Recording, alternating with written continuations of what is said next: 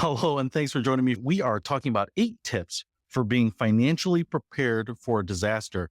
And I want to just start out before we get into the tips here. I'm not recommending anything. We'll probably be using the names of some products. We're talking about different types of insurances and things like that. This is not a recommendation or an endorsement for anything, and the prices are subject to change. Please check with a professional in your area if you are looking for any of these things so that you get what is perfect for you.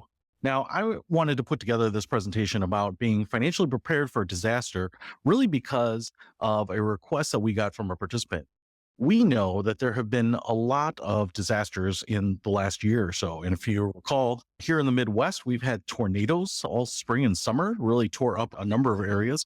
In fact, this is a river flooded and really just destroyed a bunch of homes, destroyed a bunch of personal properties, even in some areas that are generally not hit by flooding, certainly can be hit by it at any point.